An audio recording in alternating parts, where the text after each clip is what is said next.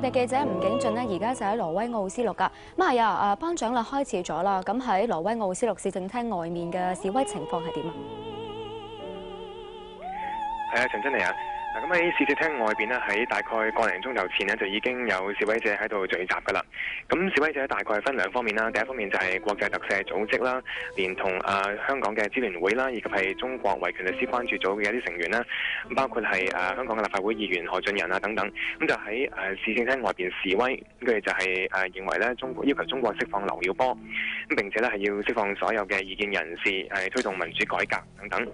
咁另一方面呢，就係挪威嘅10幾個華人社團呢，就係發起咗一啲集會。咁我哋睇過就大概有40-50人參加。咁佢哋呢，就仍然堅持就係劉曉波今次獲獎呢係錯嘅，認為挪威方面呢係誤解咗劉曉波所講嘅，認為劉曉波只不過呢係想推翻中國嘅政權，破壞中國同挪威關係。咁佢哋就因為不滿呢個委員會就頒獎俾劉曉波啦。咁所以佢哋都之前呢已經係去信呢個委員會㗎啦。咁佢就認為咧，委員會最後雖然接見過佢哋，但係咧仍然係說服唔到佢哋點解想要頒俾劉曉波。咁而家咧兩邊嘅示威者咧暫時都係已經散去㗎啦。因為咧挪威今日嘅天氣係相當之凍啊，而家大概係零下20度左右。咁所以咧佢哋都冇留喺外邊太耐。咁而家呢度為止啦，我哋而家聽下亞格蘭嘅致辭啊。好。而家咧就諾貝爾和平獎嘅主席啦，亞格蘭咧致辭嘅。Your Majesties, Excellencies, ladies and gentlemen, the Norwegian Nobel Committee has decided to award the Nobel Peace Prize for 2010 to Liu Xiaobo for his long and non-violent struggle for fundamental rights in China. The Norwegian Nobel Committee has long believed that there is a close connection between human rights各位，而家咧我就講下俾大家聽，諾貝爾委員會對於今次頒獎俾劉曉波咧嘅一個嘅解釋嘅，咁佢哋就表示啦，佢頒發俾劉曉波係以表彰佢咧係以非暴力嘅方式對中國基本人權嘅保障所做出嘅不懈奮鬥嘅。諾貝爾委員會咧係一直堅信人權同埋和平二者係休戚相關、密不可分嘅。人權係阿爾弗雷德諾貝爾先生喺佢嘅遺囑裏面所希冀嘅各國間兄弟情誼嘅先決條件。咁所以都係因為咁嘅原因呢，其實就頒發呢個獎俾劉曉波。Shows that the award was necessary and appropriate. We congratulate Liu Xiaobo with this year's Peace Prize.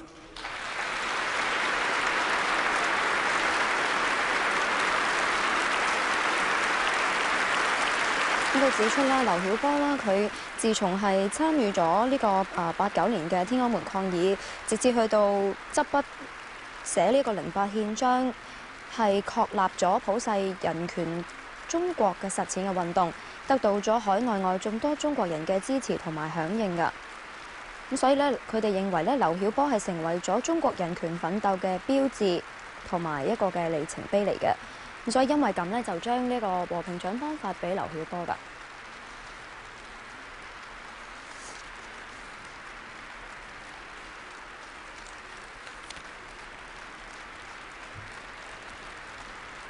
咪見到啦，喺台下嘅所有嘅在座嘅一啲嘅嘉賓呢，都係起立並且係拍掌。亦都可以見到啦，喺會場裏面有一張放大咗嘅劉曉波嘅相片。咁由於今次咧劉曉波冇去到啦，所以咧大會就留咗一張空凳啦喺台上面㗎，左手邊嘅第2張凳。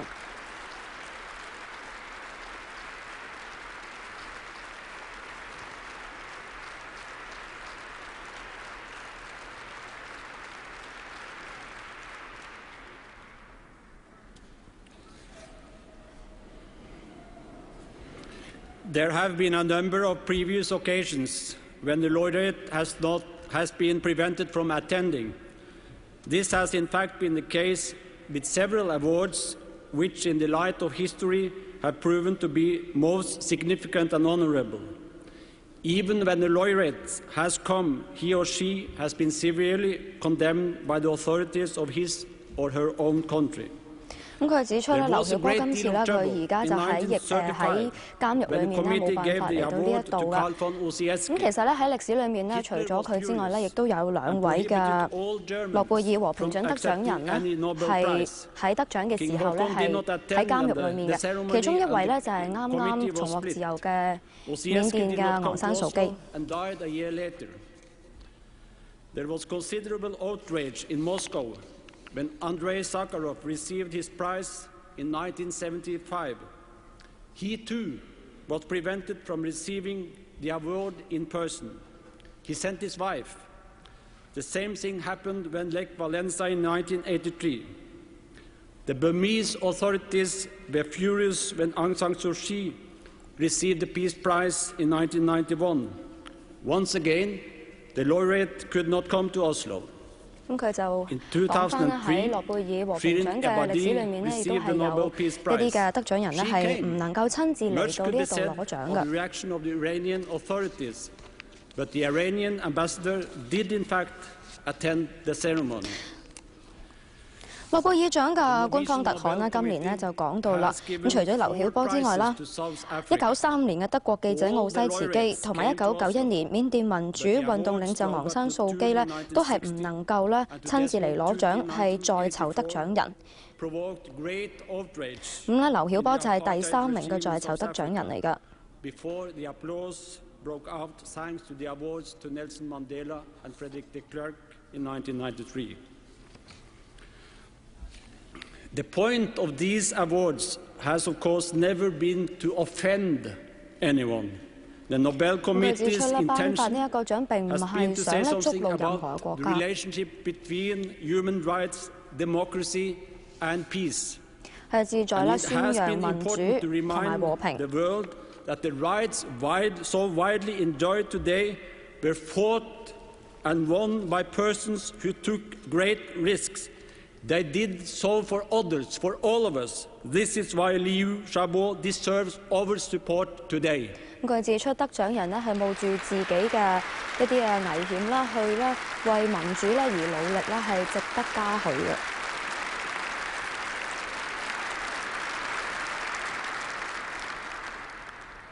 Although none of the committee's members have ever met Liu, we feel that we know him. We have studied him closely over a long period of time. Liu was born on the 28th of December 1955 in Changsha in China's Jilin province. He took a bachelor's degree in literature at Jilin University and a master's degree and PhD at Beijing Normal University, where he also taught. Stays abroad included visits to Oslo, Hawaii, and Columbia University in New York. 做過北京師範大學中文系嘅講師，咁亦都係啦。由美國國家民主基金會資助嘅獨立中文筆會嘅第2同埋第3屆嘅會長。獨立中文筆會成立嘅原因呢，就係集中一啲嘅中文寫作嘅作家同埋一啲流亡海外嘅作家呢，去撰寫文章去發表政見嘅。 They issued a 6-point democratic manifesto written by Liu, opposing dictatorship. 劉曉波曾經參與89民運，喺08年發起08憲章㗎。並且同300幾個嘅中國各界人士一同簽署。呢一份憲章喺2008年嘅12月10號，世界人權日，聯合國世界人權宣言60週年嘅時候發表。呢一份憲章係以捷克斯洛伐克77憲章嘅風格寫成嘅。 主要咧係有關言論自由、人權同埋自由選舉嘅課題。到2009年5月，呢一份憲章有超過8600個簽名嘅。Liu has told his wife that he would like this year's Peace Prize to be dedicated to the lost souls from the 4th of June, as he put it. 劉曉波透過妻子劉霞咧話俾傳媒知咧，呢一個諾貝爾和平獎咧唔單止係頒俾佢一個，亦都係頒俾所有6歲嘅亡靈嘅。畫面見到就係當年嘅學運領袖查令。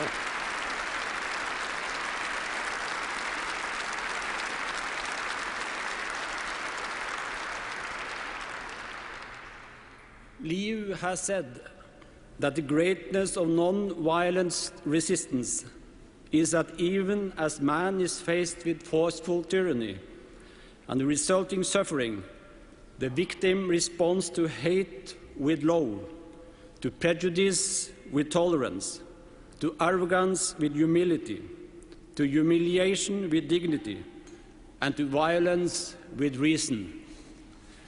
Tiananmen became a turning point in Liu's life. In 1996, Liu was sentenced to 3 years in labor camp for so-called rumor-mongering and slander. 咁佢就講到咧喺6·4之後咧，佢就開始咗佢嘅維權嘅一啲嘅行為啦。Liu has written nearly 800 essays, 499 of them since 2005. 咁佢之後都寫咗唔同嘅文章啦，發表一啲嘅政見。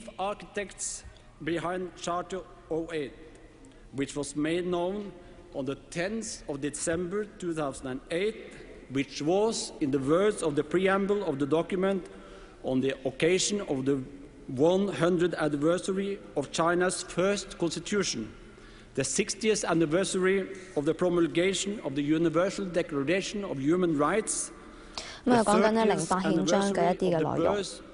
咁就係話佢喺2008年12月10號發表咗08憲章。劉曉波咧其實就唔係淨係佢一個寫嘅，佢係發起並且參與起草咗08憲章。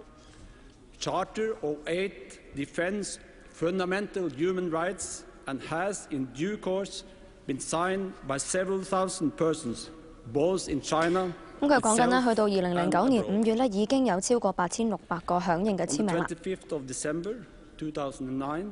Liu was sentenced to 11 years in prison and 2 years. 我講啦，之後咧，劉曉波咧就被拘捕啊，咁就被控以咧涉嫌犯煽動顛覆國家政權罪。喺審判日期咧就喺今年嘅2月11號啦，咁就係被判咧入獄11年嘅，亦都係剝奪政治權利2年。